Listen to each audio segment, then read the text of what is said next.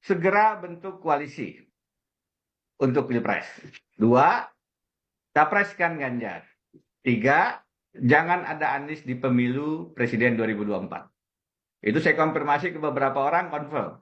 Saya tanyakan ke teman yang Itu kata-katanya ada itu itu ya. Kata-kata itu ada dari Presiden Jokowi. ada Kata-kata dan saya jangan ada tulis. Anies di 2024. Ya, ada dan saya tulis. Saya tulis di situ. Dan kemudian kepada satu kesempatan yang saya ketemu pimpinan partai, saya tanya, bukankah dulu memilih Anies kan begini koalisinya? Iya, dulu. Sekarang enggak. Oh, ada nggak perintah begini, begini, begini? Dia diam aja, dia cuma senyum aja. Dia tidak mengatakan iya atau tidak. Tapi bagi saya senyum saja itu berarti mengkonfirmasi, ya. Kemudian kemarin yang paling simpel, sederhana. Ada pimpinan partai akan dilantik jadi menteri. Disampaikan ke saya, Mas, kemarin begini ceritanya loh. Dihubungi, nanti besok disumpah ya Mas, dilantik ya. Saya cuma minta loh, satu, apa Bapak Presiden? Anies. Maksud Bapak Presiden, bantu saya supaya Anies tidak jadi presiden. Tidak menjadi calon presiden. Itu disampaikan secara terbuka. Nah, jadi dihubungilah Ganjar oleh teman-teman ini dan Ganjar menjawab, saya tidak maju kalau tidak melalui PDIP dan dukungan Ibu Mega. Disampaikan kepada Presiden, Presiden mengatakan, oke nanti saya ngomong sama Ibu Mega. Pak Prabowo bagaimana? Satu momen eh, Prabowo Muhaimin, Pak Muhaimin dipanggil, segera deklarasi Prabowo Muhaimin ya, Pak Caimin. Nanti saya ngomong Prabowo, Mas Imin juga ngomong Prabowo. Baik Bapak Presiden. Belum sempat ketemu, Prabowo-nya ketemu Presiden duluan. Akhirnya ketemu di Kertanegara beberapa waktu yang lalu. Belum 2 minggu yang lalu.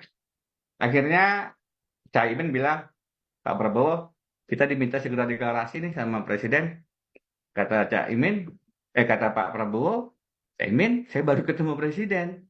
Diminta deklarasi segera, tapi bukan Prabowo Muhaimin. Loh siapa Pak? Prabowo Erlangga. Kata Pak Jokowi deklarasikan segera Prabowo Erlangga. Jadi Caimin, oh nggak kecewa beliau dan keluarnya menyatakan belum ada kesepakatan bakal calon presiden wakil presiden dan seterusnya Mas.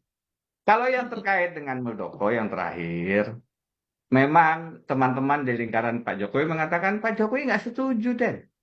Itu bukan perintah Jokowi. Saya bilang oke, kalau begitu tegur dong. Ini kan ada peristiwa perampokan. Ada peristiwa perampokan dilakukan oleh anak buah.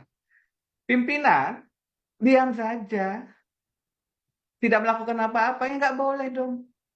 Ya pimpinan harus bilang, hei, anak buah, itu perampokan. Jangan lakukan saya, nanti kena imbasnya nih. Hentikan dong.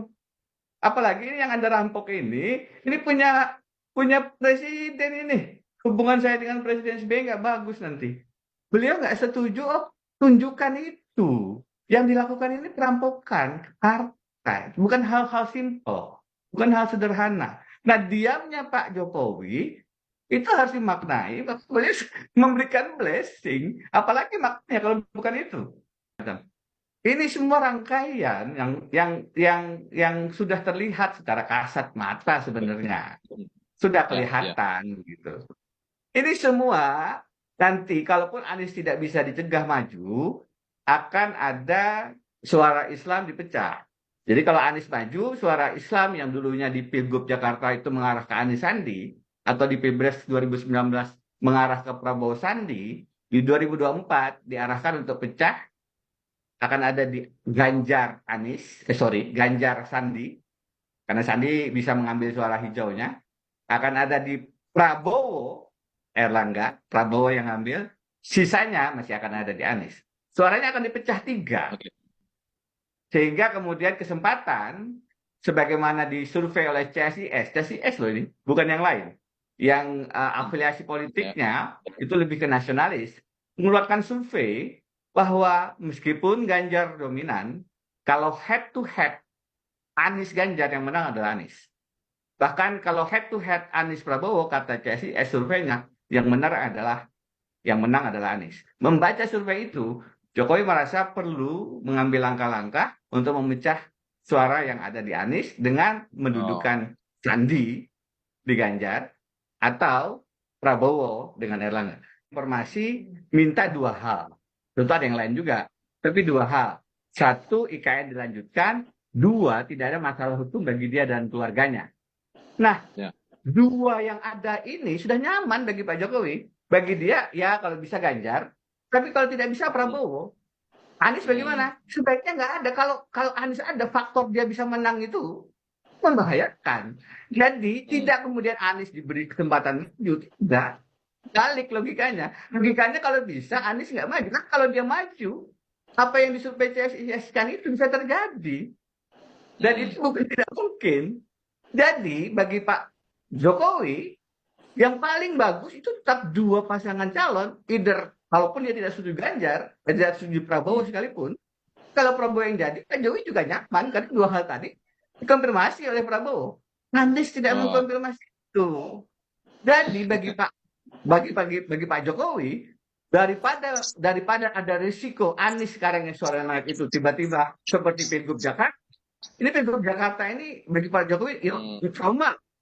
Pilgub Jakarta di mana Anies nomor 3 masuk final nomor 1. Ketimbang terjadi lagi sebagaimana Jakarta, lebih Mas baik Indra. Anies ada. Jadi Bagi oke. Pak Jokowi Kayaknya lebih aman. analisa Jokowi Prof itu lebih aman, Anies tidak ada. menyimpang deh. Kalau